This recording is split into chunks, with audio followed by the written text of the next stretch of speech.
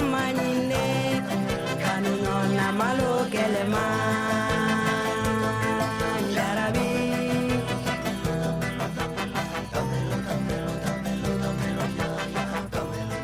Bienvenidos a una nueva edición de Punto de Encuentro por TDC Firmat para una amplia región.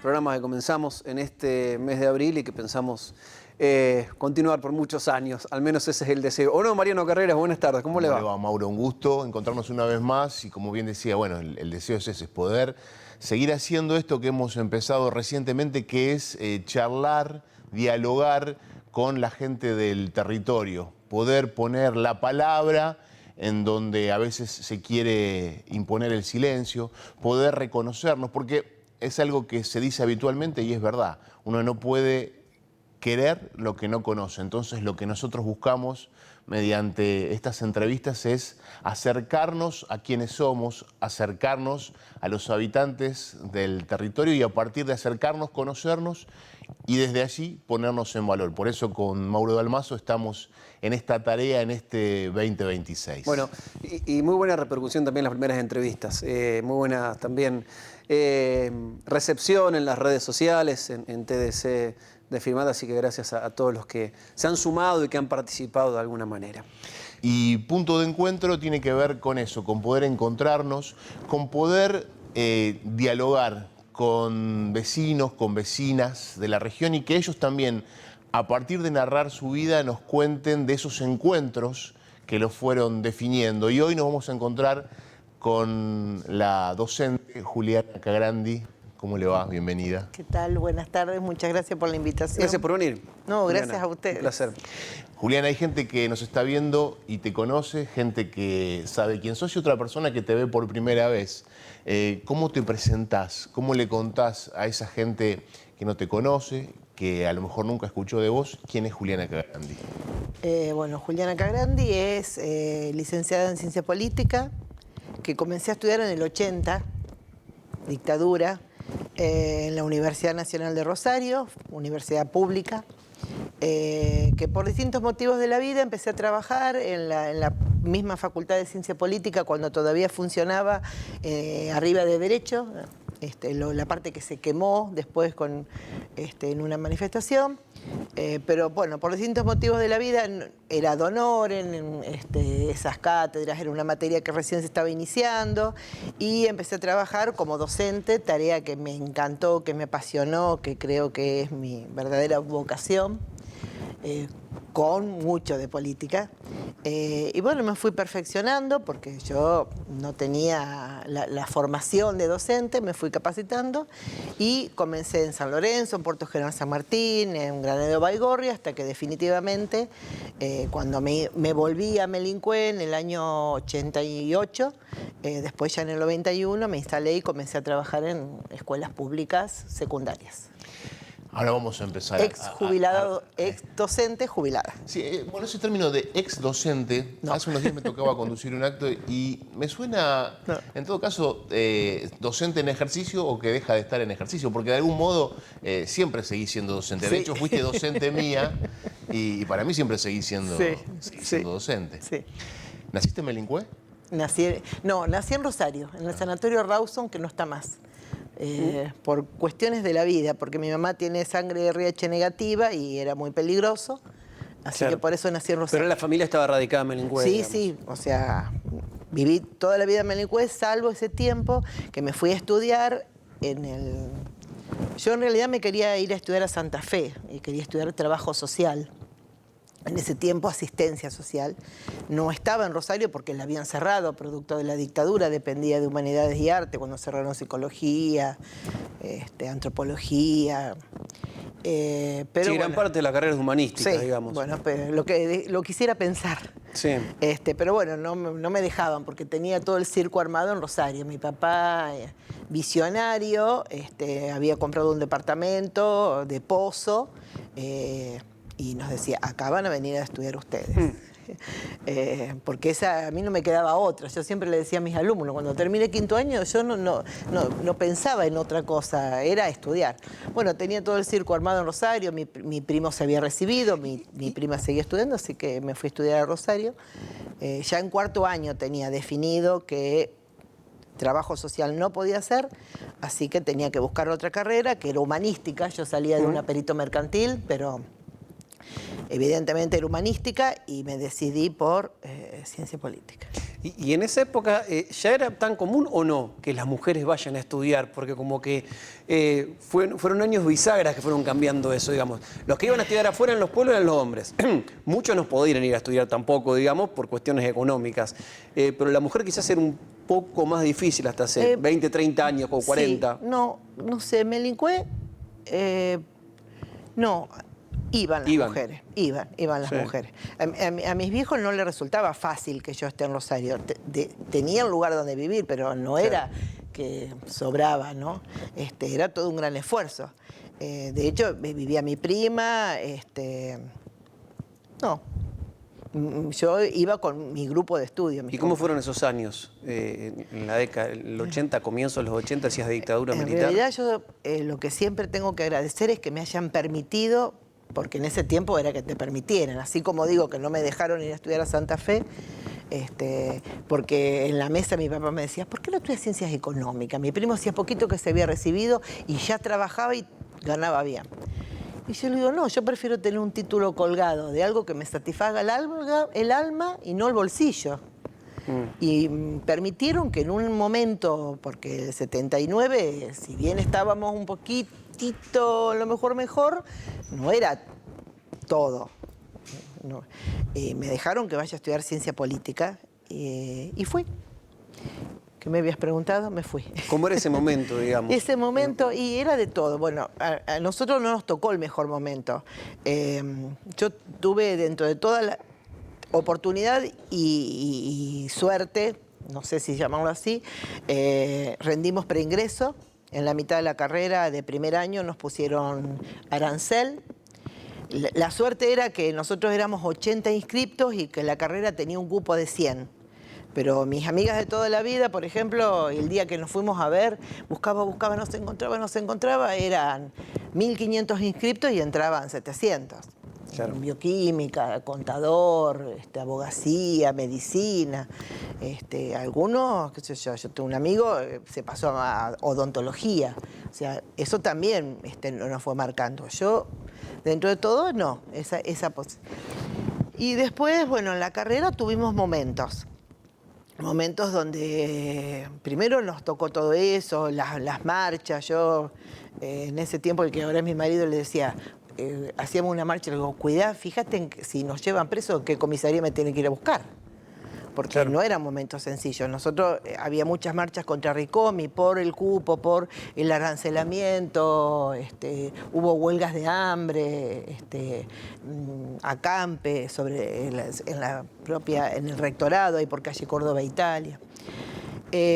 Tuvimos momentos duros, a lo mejor. Bueno, nosotros en mi época no desapareció ningún compañero, pero los profesores nos contaban de momentos más duros previos a nuestro ingreso.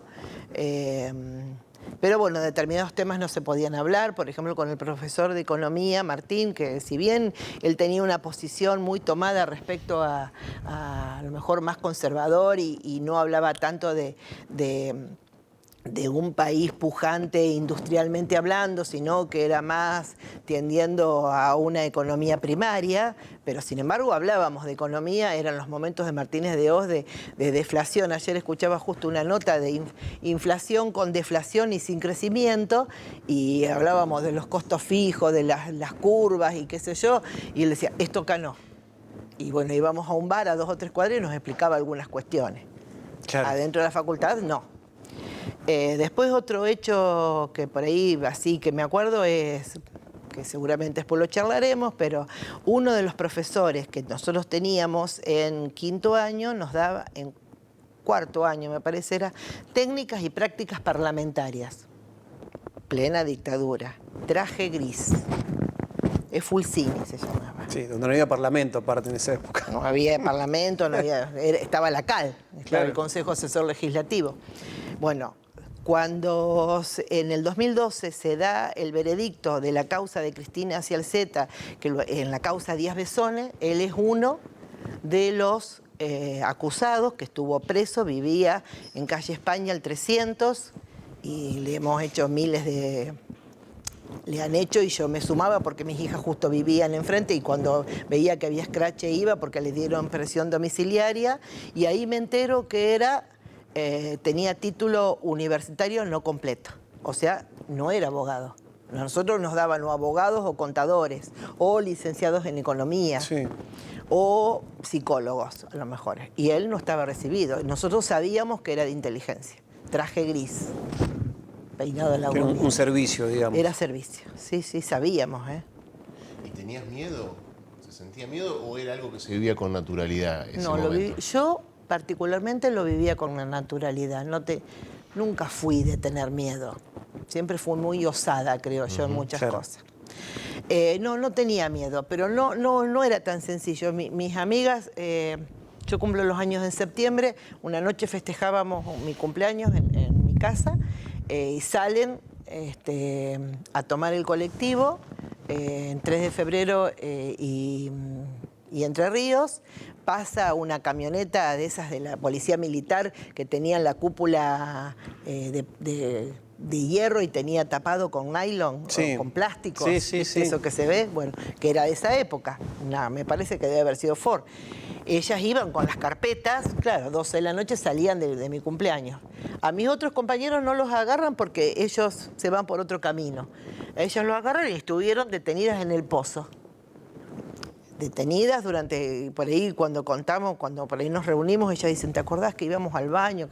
Hasta que averiguaron en Melincue, 2 pánfilas. Nosotros éramos chicos de pueblo, ¿no? Hasta que averiguaron antecedentes y le dijeron, no tienen problema, qué sé yo, y las largaron. Pero mientras tanto estuvieron varios días ahí. No, estuvieron esa noche, la noche. la noche sola. Pero, qué sé yo, lo vivíamos con naturalidad. El momento mientras estaba estudiando, el momento más feo que viví fue durante Malvinas. Con más dolor interno. Teníamos un profesor de sociología que, si bien hay muchas cosas que no se podían decir, él nos hacía pensar. Y me acuerdo uno de los sábados que estábamos cursando y nos dicen, bueno, cierran las carpetas, nos vamos. Nos íbamos, nosotros teníamos sábado a la mañana clase. Nos fuimos a Mitre y Córdoba, estaba la Fragata, donde ahora está Personal, o Telecom, o no sé qué, estaba la Fragata, que era un bar donde se encontraba, los sábados del mediodía te encontrabas o en la Fragata o en la esquina de la Unión. Sí, la Unión era la favorita. La favorita. Eran las 2 esquinas donde el sábado a la mañana vos te encontrabas, porque en definitiva era un pueblo grande. Y nos para ahí en la esquina y dice, de acá analicen la guerra. Ese momento, después otro momento, a lo mejor ustedes se acuerdan o lo han leído o lo han escuchado, de que se habían encontrado, en ese momento estábamos cursando oratoria y que cursábamos los viernes a la noche, viste que esas cosas que te marcan. Bueno, un compañero viene y relata que un amigo de él que tenía un kiosco o que trabajaba en un kiosco había vendido uno de esos chocolates donde estaba una nota dentro, que era una nota que le habían escrito para un malvinense en ese momento de donación. Lo mal que él le había pasado, porque él en realidad trabajaba para vivir, para poder estudiar. Y bueno, esas cosas, creo yo, esos momentos, o sentarte frente al televisor y no saber qué va a pasar.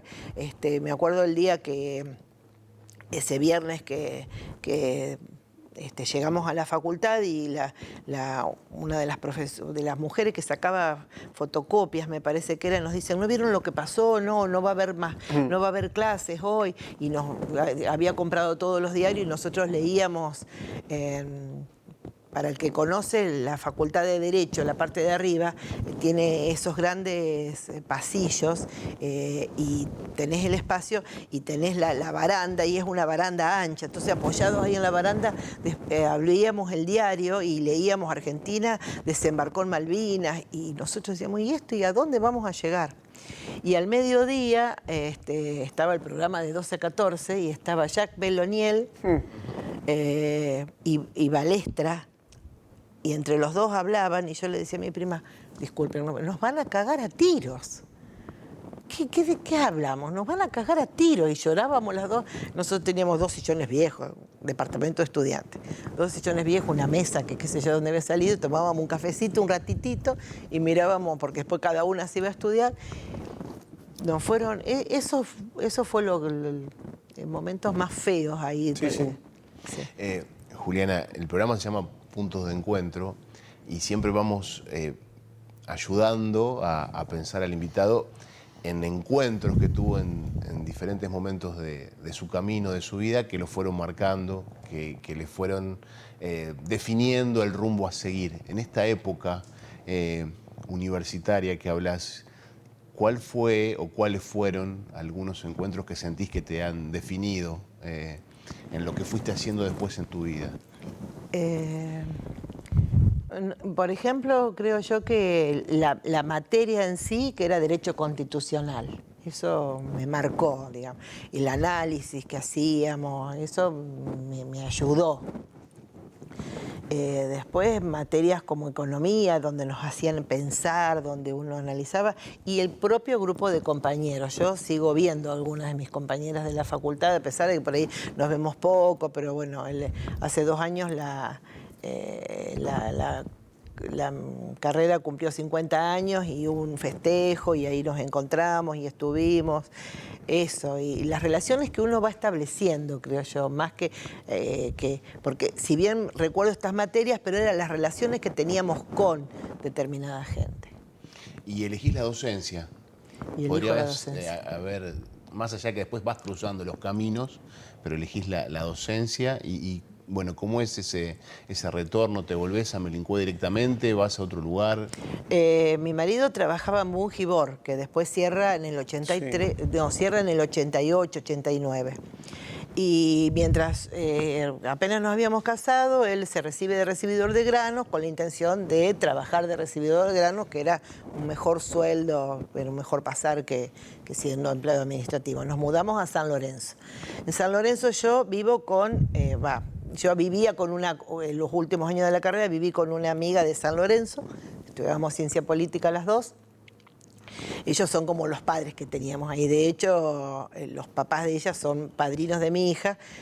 Por ahí hay gente que los conoce porque el Tata Gauna jugaba en Central. Fue el que le enseñó a patear a mi hijo más grande. Le enseñó y le regaló la camiseta de Central y mi hijo hoy es de Ñul. Ahí está, al revés salió todo. Pero bueno... yo creo que ahí también hubo un marcado, porque ella ya estaba trabajando en docencia de secundaria. Nosotros teníamos muy buena relación. Las tías eran docentes de San Lorenzo, muy reconocidas, y entonces ellas me iban consiguiendo trabajo. Bueno, el primer trabajo fue en una escuela primaria, primer grado. Le digo, no, Lucy, por favor, esto no. Pero bueno, así empecé a trabajar en la Escuela de Puerto General San Martín y sí, me empezó a apasionar. Empecé a preparar, materias nuevas, empecé a ver cómo organizaba, cómo daba clase. Después trabajé en una escuela... Combate de San Lorenzo, en una escuela técnica en San Lorenzo, y después, bueno, cuando Bunge va ahí cerrando, a pesar de que habíamos empezado a construir y todo en San Lorenzo, a mi papá tenía una fábrica de petit muebles que le hacía falta gente de confianza, gente que trabajara, y en Bunge ya no iba más, así que nos mudamos a Melincue nuevamente, con 2 chicos, los 2 mayores. Y yo empecé a trabajar con mi mamá en el negocio, tenía una regalería, mueblería, bazar, de todo. Tenía un negocio muy grande y necesitaba gente también Así que nos mudamos en el 88. Y me anoté en la escuela, primero en la escuela de Melincue y después me anoté acá en la escuela de Firmat. Y bueno, ahí hizo mi clic. mi clic. ¿Cómo fue, digamos, ese camino que empezaste a transitar en Melincué, en Firmat? Y en Melincué empecé con mucha vocación, con muchas ganas de trabajar. Empecé a trabajar, enseguida me proponen, yo ya militaba políticamente, entonces empecé a trabajar ese año y enseguidita había conseguido, por ejemplo, una estadía para ir a un viaje de estudio. Con la mirada de, repetir aquello que a mí me había servido en la escuela secundaria y de todo el conocimiento que tenía logrado en la facultad, pero no repetir los ejemplos, los malos esos ejemplos que uno tiene en la escuela secundaria que te hace a no querer determinadas materias, a no querer aprender. Entonces tratar de hacer, no sé si algo distinto, pero sí algo que le llegue al chico, construir el conocimiento desde otro lugar a lo mejor. Y así empecé a trabajar, después en algunos momentos vinimos a algunas capacitaciones acá en Firmat, me anoté en la escuela de Firmat y bueno, acá conseguí primero unos reemplazos y después ya una estabilidad acá y fue el gran cambio, me parece, porque la escuela de Firmat es una escuela Proyecto 13, vos el otro día bien lo decías en el acto. En ese momento todavía había mucho de ese Proyecto 13 y yo acá aprendí. Es una escuela que volvería a elegir con mucho. La escuela de Melincué la elijo porque fue mi escuela, donde yo aprendí mucho, donde yo me fui formando, como pasé mi adolescencia, ¿no? Pero bueno, la escuela de Firmat, una escuela donde se aprende, donde trabajas en conjunto, sí, eso.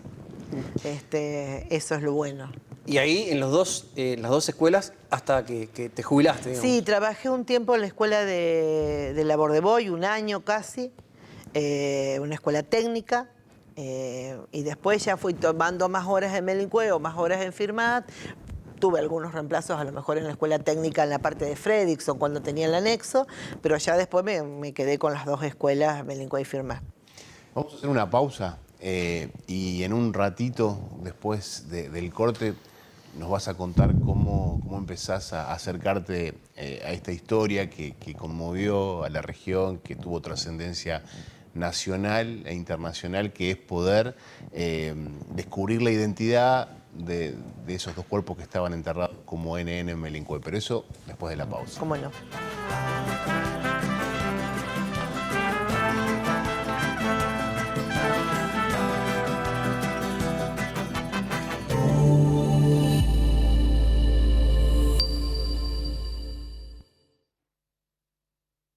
Mutual Anfac, soluciones pensadas para vos. Billetera virtual, préstamos personales, cambio de valores, salud, seguros, ahorro y muchos servicios y beneficios más. Con nueva casa central en Alcorta y filiales en Firmat, San Gregorio y Peirano, acompañando a más de 20.000 socios desde hace más de 16 años. Mutual Anfac, la diferencia es ser socio.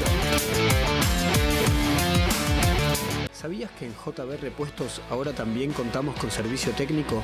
Para seguir brindándote más y mejores servicios, reparamos microondas, heladeras y lavarropas. Tanto sistemas on-off como la nueva tecnología Inverter. Seguimos pensando en vos. Trabajos 100% garantidos. La solución que buscabas, en el lugar de siempre.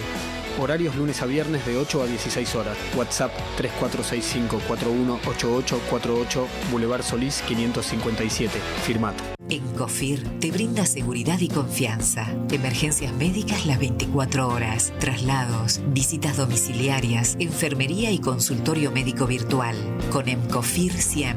Te ofrecemos cobertura nacional e internacional. Cuidamos a tus hijos a través de nuestro servicio de pediatría y también te brindamos el 50% de descuento en farmacias. Contamos con cobertura para establecimientos y áreas protegidas. Encofir, una empresa que sabe lo que hace.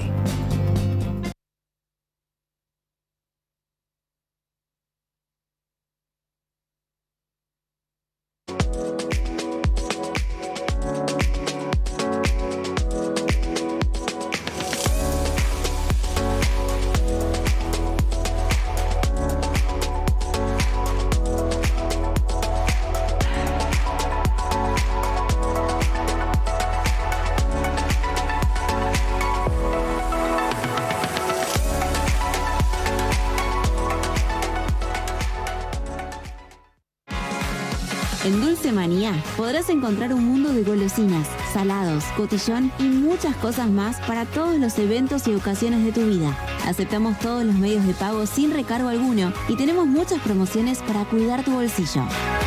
Seguinos en nuestro Instagram @dulcemaniafirmat o ingresá a dulcemaniashop.com.ar para hacer tus pedidos sin moverte de tu casa. Encontranos de lunes a sábados de 9 a 20-30 horas en Córdoba 845 Firmat, Santa Fe. Dulce Manía, un mundo de golosinas y cotillón. Desde el Fredrickson Fútbol Club lanzamos nuestro bono contribución solidario para hacer realidad nuestro sueño: construir nuestro predio deportivo. Para eso creamos Gol de Oro, un juego de pronósticos de la Liga Deportiva del Sur, que tendrá comienzo en la fecha de los clásicos. Jugá todas las semanas en 100% digital en goldeoro.net.ar. Tiene un costo de 3.000 pesos por jugada. Jugá, ganá y ayudá a construir el futuro de nuestro club. Si hay algo que a los santafesinos nos corre por las venas, es fuerza de voluntad. Toda nuestra historia está escrita con esa fuerza. Muy pronto vamos a vivir otro momento histórico, los Juegos Suramericanos Santa Fe 2026. Y estamos buscando los protagonistas de nuestro equipo de voluntarios. Porque este sueño no se va a cumplir solo. Necesita de todos y de cada uno de nosotros. Sumate. Programa de voluntariado. Inscripción abierta hasta el 30 de abril. Más info en santafe2026.ar. Unite a la fuerza de la voluntad. Juegos Suramericanos Santa Fe 2026.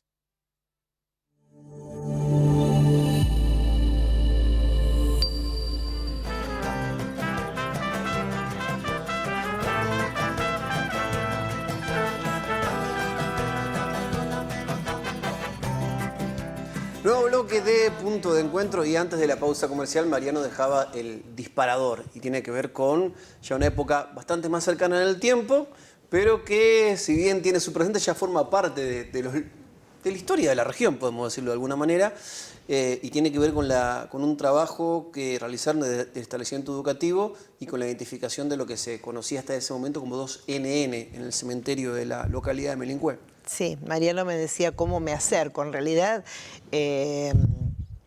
bueno, un poco de esto de la formación que uno tiene y de lo que venía trabajando. Cuando fueron los juicios, yo vivía en San Lorenzo. Me acuerdo que lo poco que se podía ver, porque eran épocas donde no era la tecnología de ahora, yo seguía por Canal 7, que era la vieja televisión pública, bueno, seguía todo lo que iba pasando, y trataba de acercarme con los pocos medios que uno tenía en ese momento para acercarse.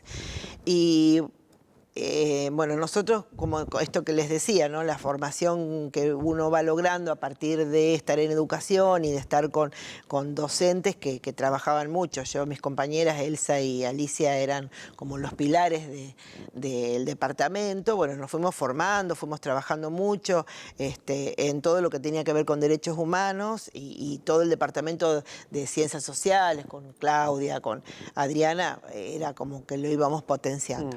Bueno, aparece la posibilidad, una de mis alumnas del 2003 dice, y no hablar de dictadura con Juliana era imposible, porque eran temas que estaban en un punto o en otro en todos los años, porque cuando hablabas de libertad de prensa, vos traías ese momento preciso.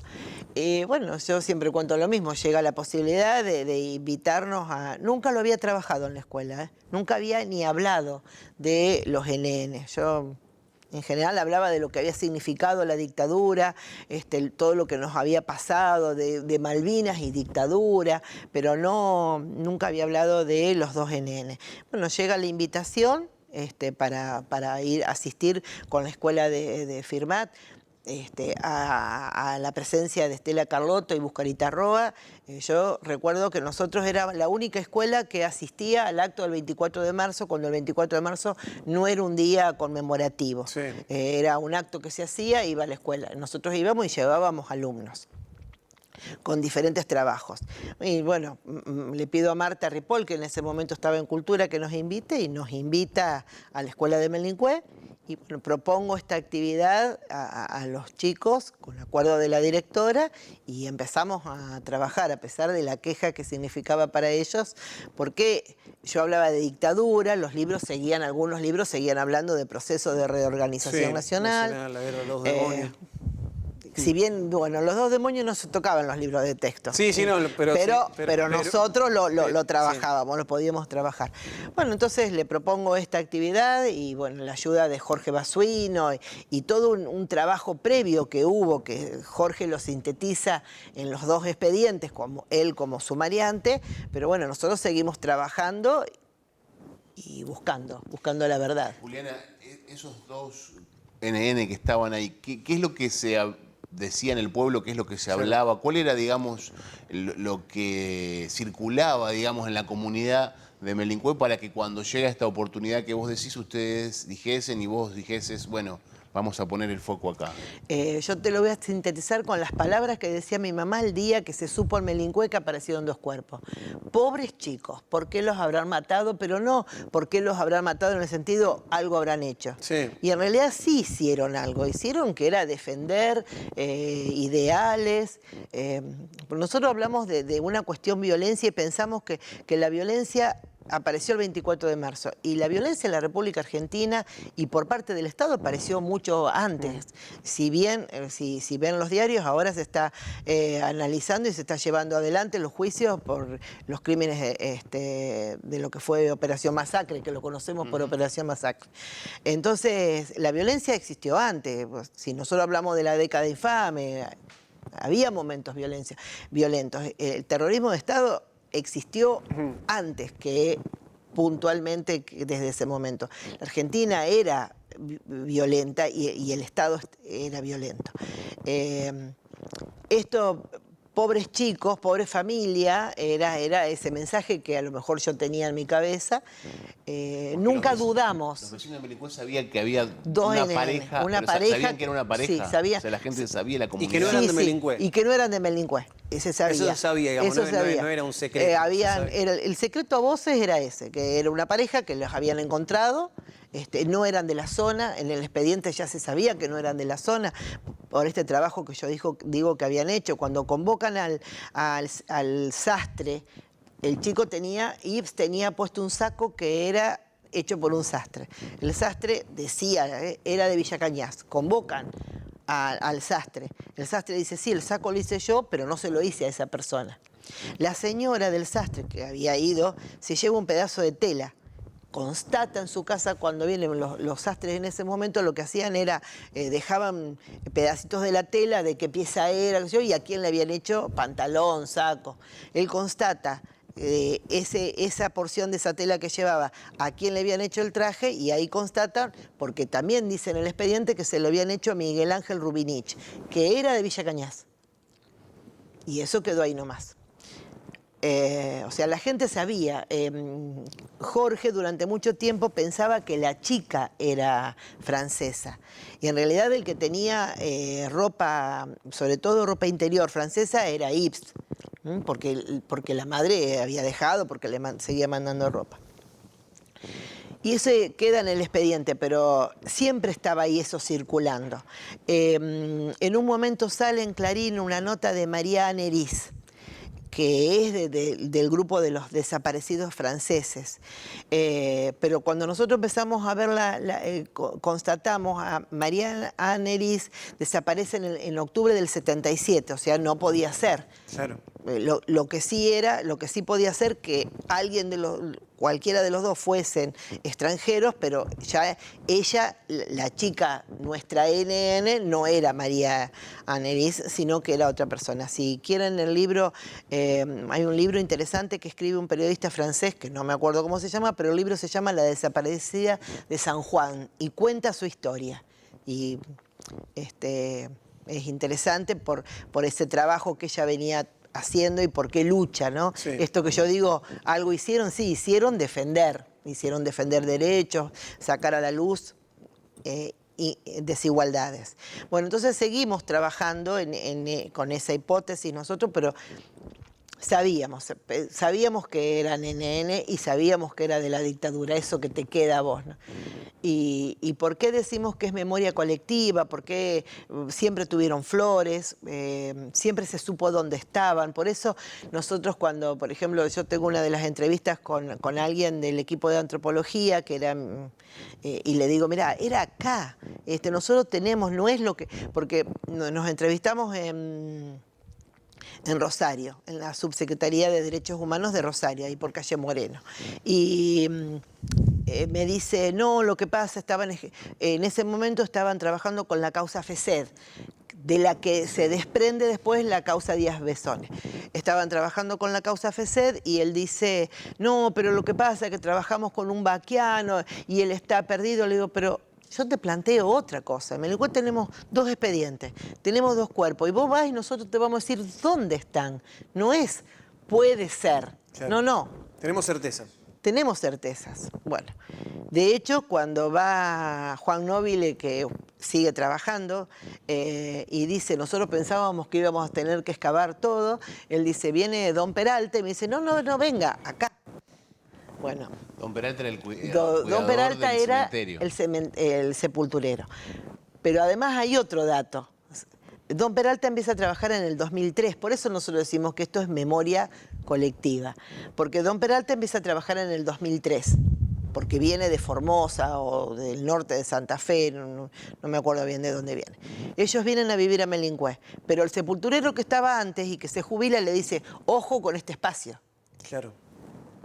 Sí, bueno, y porque cuando después nosotros hacemos la denuncia y viene la Secretaría de Derechos Humanos y vienen los chicos a trabajar y dicen, bueno, averigua quién estaba, y yo voy preguntando a uno o a otro, ya en el 2008, a uno u otro con policía jubilado que estaba en ese momento, que se acordaba. Entonces empezamos a recabar datos para que la Secretaría comience a trabajar y comience a comparar, y ellos después, bueno, comparan con las listas de denuncias. Digamos, todo el mundo se acordaba. O sea, a lo mejor la investigación más profunda vino después de nuestra denuncia, pero todo el mundo sabía. Fue un proceso, proceso, digamos, que arranca con, digamos, determinación en 2003 a partir de esta visita de las abuelas a Firmat. Pero bueno, ahí no termina de definirse nada, es algo que va avanzando lentamente por la insistencia tuya y de algunas otras personas. Sí, y por un trabajo de escuela. Cuando por ahí hablamos con Eric, que es el hermano que vive en Argentina, él dice, yo no entendía por qué vos decías que era un trabajo de escuela. Nosotros todos los años teníamos oportunidad de ir a Diputados por un Día, por ejemplo, o a otra actividad que sería un proyecto por fuera de la escuela. Tenía que ver con contenidos de la escuela, pero por fuera de la escuela. Y, por ejemplo, a Diputados por un Día llevábamos el proyecto de que nos ayuden a avanzar en este trabajo de identificación, y hablábamos del ADN, y hablábamos de la nómina de dadores, se me fue el nombre, que había salido en ese momento, que era el de donar sangre, 3 gotas, bueno, todo lo que tenía que ver para el registro de ADN. Bueno, y así fuimos llevando. Todos los años le íbamos agregando algo a ese trabajo que se inició en el 2003. ¿Y la denuncia la hacen como establecimiento educativo? Sí, primero nosotros presentamos el proyecto y le pedimos a las madres, a las abuelas, que ellas inicien el trabajo. Nosotros realmente pensábamos que íbamos a tener una respuesta muy rápida. Y empezamos a llamar y nos dijeron, bueno, que seguía su curso, Después llevamos el trabajo a la Subsecretaría de Derechos Humanos, que ahí por calle Moreno. Ahí nos encontramos con Miguel Nievas, que en ese momento era el delegado de esta zona, de la zona de Santa Fe, del equipo de antropología. Y le pedimos ayuda a ellos porque estábamos seguros que de la única forma que podíamos identificarlos era a través de la exhumación de los cuerpos. Después de eso fue cuando estaba la causa FESED en el 2004, yo llamo por teléfono y hablamos con la secretaría que estaba llevando adelante la causa FESED, y nos dicen que teníamos que presentarnos con un abogado, y ahí fue un error, porque nosotros podríamos haber ido a tribunales y al defensor y él nos ayudara. Fue un error. Seguimos avanzando. por ahí tenemos alguna certeza, que de hecho yo siempre repito que en un acto de inicio de clases comentamos que es posible que este año el equipo venga a exhumar los cuerpos, hasta que en el 2008 llamamos a Casa de Memoria nos comunica con la Secretaría de Derechos Humanos, porque hacía poquito que había pasado de subsecretaría al rango de secretaría en la provincia, y ahí entonces hacemos la primera denuncia, pero una denuncia oral. Pero empezamos a trabajar con el equipo, ellos pedían información y nosotros por mail mandábamos. Yo era el intermediario a lo mejor, pero era toda la escuela, los chicos que por ahí averiguaban. Hasta que ellos en el 2008, cuando se hacen del expediente, entonces yo hago una denuncia formal en nombre de los chicos y de la escuela. ¿Y ahí cómo sigue todo? Y ahí sigue que ellos comienzan a trabajar, ellos se comunican con Eric, le dicen que tienen que ir a Buenos Aires y le cuentan que Melincue había 2 NN, le cuentan todo. Eric viene a Melincue. Yo siempre digo que no lo encontré, menos mal, porque yo soy muy ansiosa. Estaba tomando examen acá en la escuela de firma. Él va con las huellas dactilares, con fotocopias de las huellas dactilares, las lleva al equipo de antropología y ahí Maco les dice que ellos conocen el caso, pero que no saben, que no es, porque ya se habían presentado denuncias, antes las había presentado Jorge a través de D'Angelo, y se había llevado para la CONADEP las fotocopias del expediente, pero que no coincidían las huellas dactilares con los registros que ellos tenían de huellas. Y ahí ellos después se dan cuenta entonces que había habido mezcla, que antes de irse la dictadura había mezclado. Todo había tratado de nunca llegar a la verdad. Claro. Y bueno, sigue así.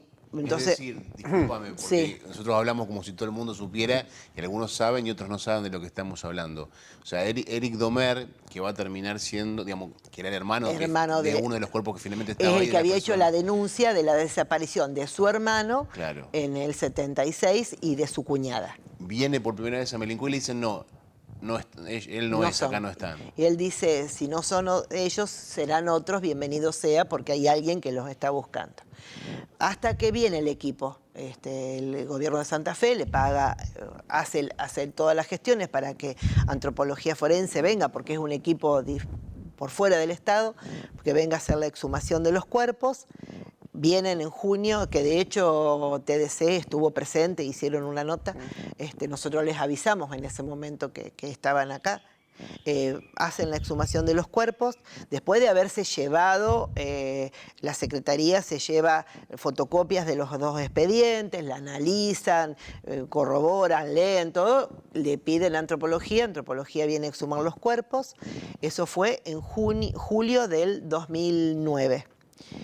Se hacen todos los análisis y el 5 de mayo del 2010 los llaman a Eric y le dicen las 3 palabras mágicas: encontramos a Yves.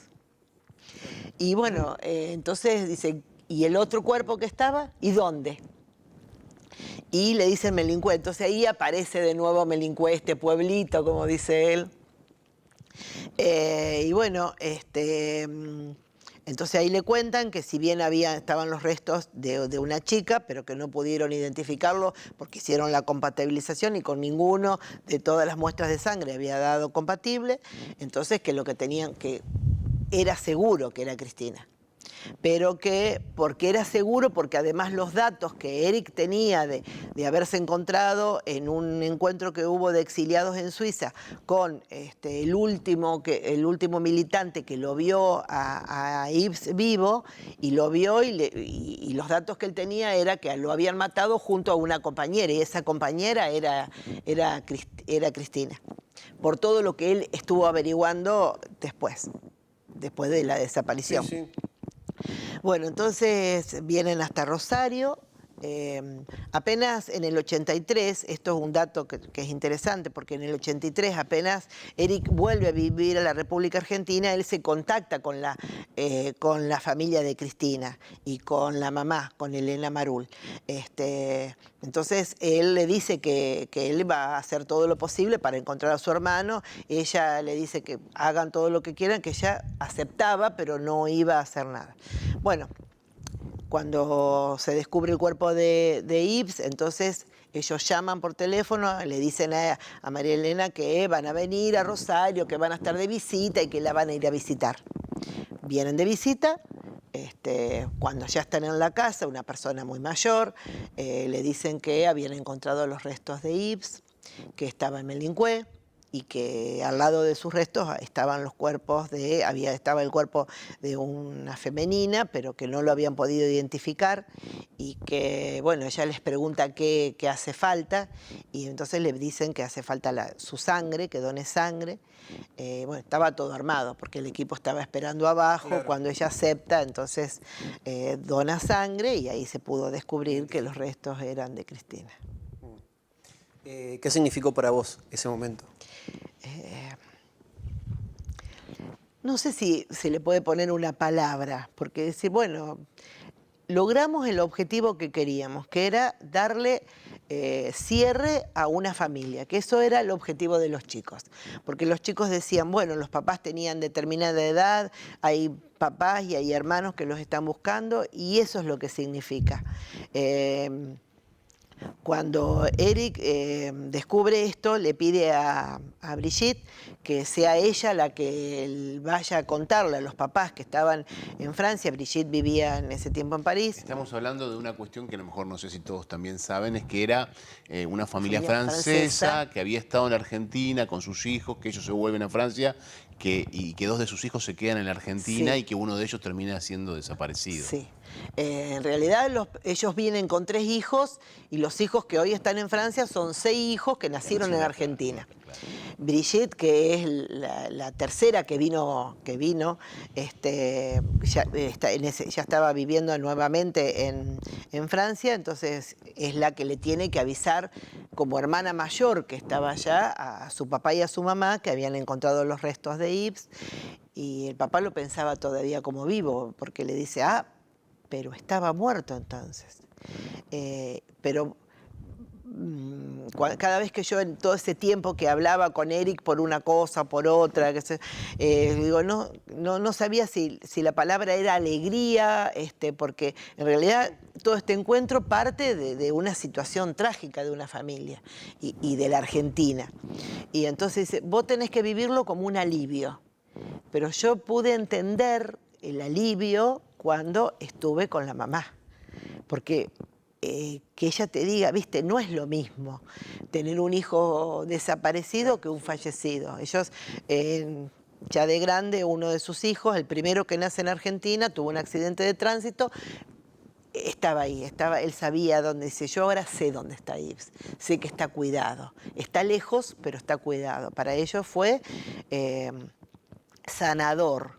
¿No? Hoy hablamos de eso, de sanador. Se pudo hablar, y hablando con Daniel, la pareja de Brigitte, que es médico psiquiatra y que por ahí entiende muchas más cosas, a lo mejor de lo que podemos nosotros, tiene otra mirada, él también lo que veía era eso, que la familia podía hablar del tema. Y de hecho es así, porque por ejemplo en el caso de Rubinich, ellos... después de la escritura, después de haber escrito el libro, nos ponemos en contacto con la familia, Huesos Desnudos, habla del libro que escribe Eric.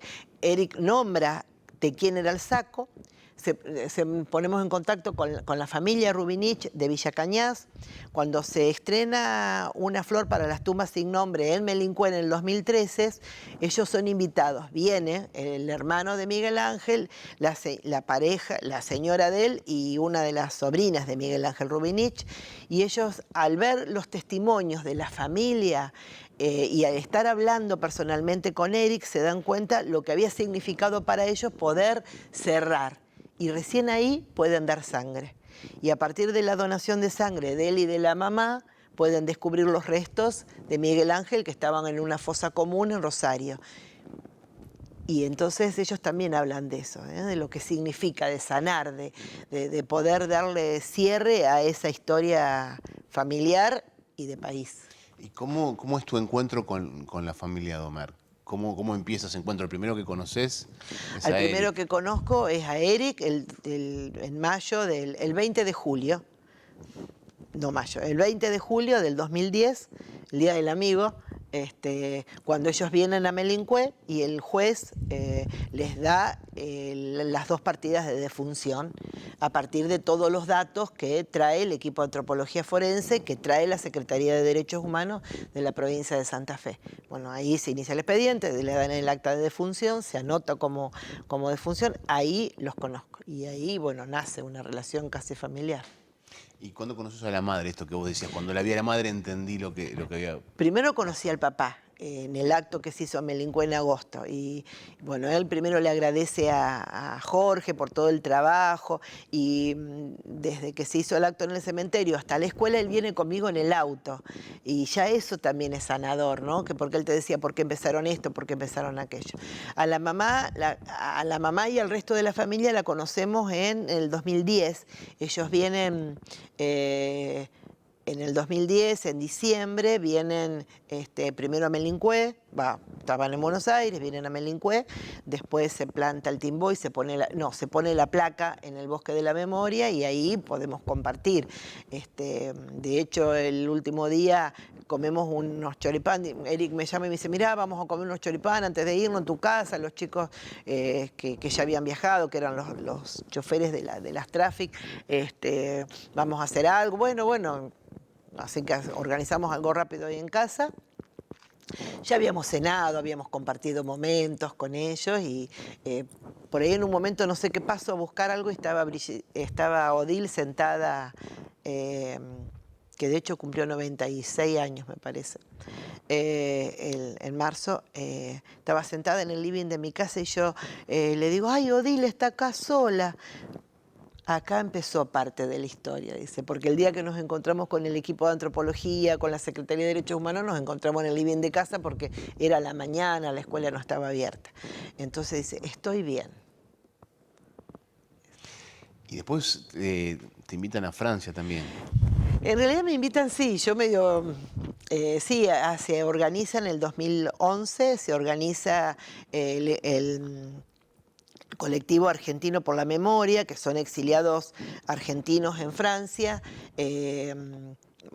Una de las señoras, Alicia Bonet, su marido es uno de los muertos, de los asesinados en Rawson. Sí, en Rawson. Sí, en la tragedia, cuando se escapan, ¿no? Y bueno, ellos hacen un encuentro en defensa o para diciembre, en el marco del Día de los Derechos Humanos, hace un homenaje a los desaparecidos franceses en la República Argentina. Entonces, bueno, me invitan. Yo asisto y ahí es donde convivo con la familia de ellos, porque paro en la casa de François, duermo un día en la casa de Brigitte, de Odile y de Jen, terminábamos de almorzar, lavábamos los platos juntos y ella se acostaba un ratitito, Odile me decía, bueno, sentate acá y contame esto, contame aquello. Participamos de todos esos eventos y nos encontramos aparte con los amigos, de Yves y de Eric, tienen muy poquita diferencia de edad y los amigos eran amigos comunes.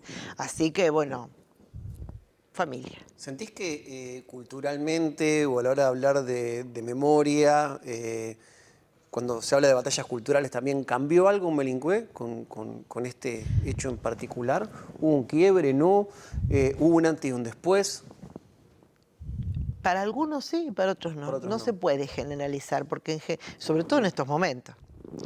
No se puede generalizar. Para algunos significa algo, para otros a lo mejor lo están descubriendo. De hecho, este año que hace 50 años en la escuela se viene hablando, se viene hablando. Para algunos significó mucho, para otros a lo mejor lo recuerdan, sí. Les agrada o no sé si la palabra es agrada, pero bueno, no te puedo generalizar, porque es difícil. Porque hay gente que sigue pensando que no pasó nada. Claro. Y de hecho, una de las veces que nos invitan a una población a contar lo que había pasado, la docente que nos invita dice, acá como no hubo desaparecidos, creen que no pasó nada. Y en la dictadura pasaron un montón de cosas. De hecho, por ejemplo, nosotros los libros dejamos de tener educación cívica o formación ética para tener otra materia. Los libros no podíamos utilizar los mismos libros. Bueno, todo lo que ya sabemos, pero hablemos de exiliados, hablemos en cuestiones culturales, en cuestiones económicas, la cierre de fábricas, bueno, o sea, la dictadura, pero como no hubo desaparecidos, creen que no pasó nada, y la dictadura es dictadura. En conjunto. ¿Cuál sentís que fue uno de los encuentros más importantes de tu vida? Otro, nos gusta para cerrar pensar eso. En esto de qué encuentro sentís que fue trascendente. No sé, creo que a partir de este encuentro, de este encuentro que es identificación, puedo reconocer otros encuentros. Puedo darle más significado a otros encuentros que tienen que ver con el acompañamiento. Pero sí, esto seguramente marcó mi vida. Gracias, Juliana. Gracias a usted. Juliana Cagrandi nos acompañó en Punto de Encuentro. Le agradecemos a ustedes por estar del otro lado y de esta manera cerramos esta edición.